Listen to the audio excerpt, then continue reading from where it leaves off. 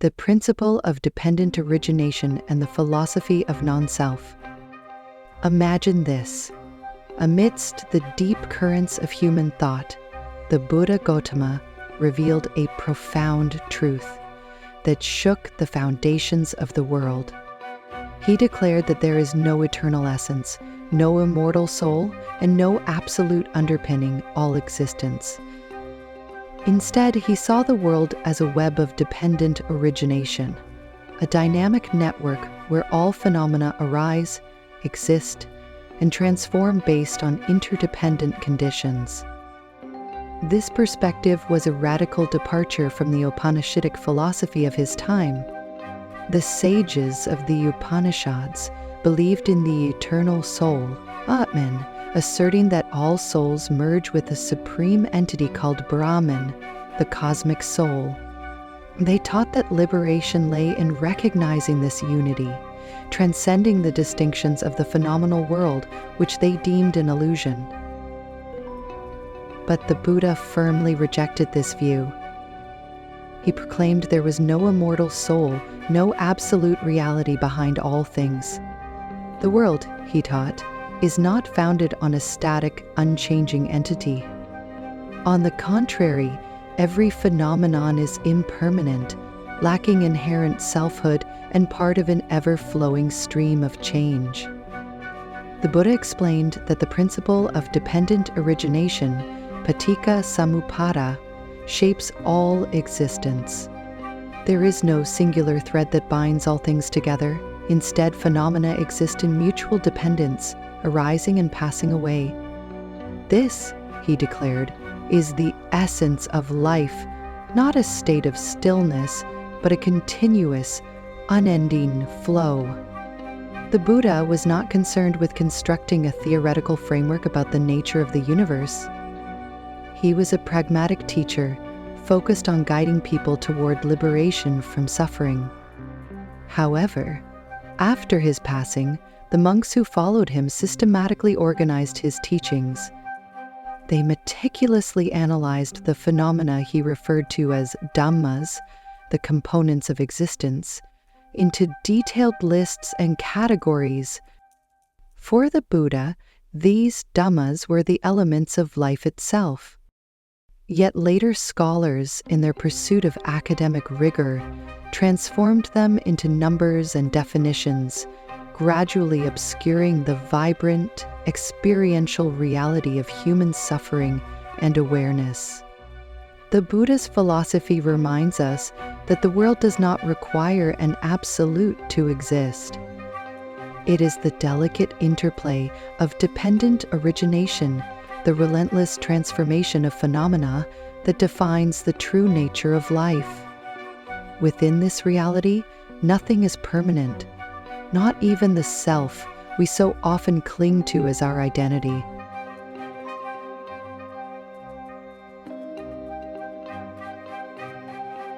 Craving, the driving force of the cycle of rebirth. Imagine being swept away by the relentless current of a raging river, pulling you endlessly from one cycle of rebirth to the next. Have you ever wondered what fuels this endless flow? The Buddha, with his profound insight, identified the cause. He called it taṇhā, craving, the ever-burning flame that keeps living beings trapped in the cycle of birth and death. He said, "Monks, this is the noble truth of the origin of suffering. It is this craving that leads to rebirth, accompanied by delight and lust, seeking pleasure here and there, craving for sensual pleasures, craving for existence, and craving for non-existence. Cravings not limited to desires for material or sensual pleasures like wealth or physical gratification. It extends to the longing for existence and even the desire for non-existence. Whatever we yearn for, that very yearning binds us, preventing us from breaking free from the cycle of rebirth. Curiously, even when people recognize suffering, they often willingly endure it for the fleeting moments of happiness it promises. This paradox reveals the complexity of the human mind, a constant tug-of-war between desire and ignorance. Ignorance, the failure to see life's true nature, works hand in hand with craving, perpetuating samsara. But the Buddha didn't stop at merely diagnosing the problem. He offered a clear solution in the third noble truth. This is the noble truth of the cessation of suffering. It is the complete fading away and cessation of craving, its abandonment, relinquishment, liberation, and detachment from it. He emphasized that only by extinguishing craving can one be free from suffering. Along with this, wisdom, deep insight, and true understanding are the most powerful tools to confront craving and ignorance. The path to liberation is a battle between the burning desires that enslave us and the light of understanding that can set us free. It is the path the Buddha illuminated, not merely to recognize suffering, but to overcome it entirely.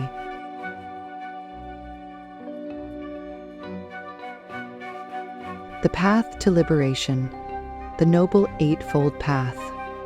Picture yourself standing before a long, straight road, simple yet full of promise. This is not a path to wealth or power, but a journey toward liberation from all suffering. The Buddha called it the Noble Eightfold Path, a guide of 8 virtuous practices leading to the cessation of suffering and the attainment of ultimate peace. He taught, "Monks, this is the noble truth of the path leading to the cessation of suffering. Right view, right intention, right speech, right action, right livelihood, right effort, right mindfulness, and right concentration. Each element is essential, guiding individuals from proper understanding to righteous action, and ultimately to a purified mind." 1. Right view. A clear understanding of suffering, its causes, its cessation, and the path leading to its end. This initial wisdom allows one to see life's true nature. 2. Right intention. Cultivating thoughts of compassion, renouncing desires, and refraining from causing harm to any living being. 3. Right speech. Speaking truthfully, avoiding lies, harsh words, and meaningless chatter. 4. Right action. Abstaining from killing, stealing, or engaging in harmful sexual conduct. 5. Right livelihood. Earning a living in a way that does no harm to people or animals. 6. Right effort. Diligently restraining unwholesome qualities while nurturing wholesome states of mind. 7. Right mindfulness. Maintaining awareness of the body, feelings, mind, and mental phenomena, staying present and alert in all situations. 8. Right concentration. Achieving a focused and tranquil state of mind through meditation, paving the way for profound insight. What makes the Noble Eightfold Path remarkable is that it is not a rigid set of rules or divine commandments. Instead, it is a framework for ethical living that empowers individuals to transform themselves while contributing to a harmonious society. The Buddha did not ask for prayers or worship. Liberation, he taught, is not a gift from a deity but the result of personal effort. He once said, "Abstain from evil, cultivate good, purify the mind." This is the teaching of all Buddhas. The Noble Eightfold Path offers everyone, regardless of their depth of knowledge, a chance to find liberation. It is a compass that guides us from the suffering of worldly existence to everlasting peace, freeing us from the chains of the cycle of rebirth.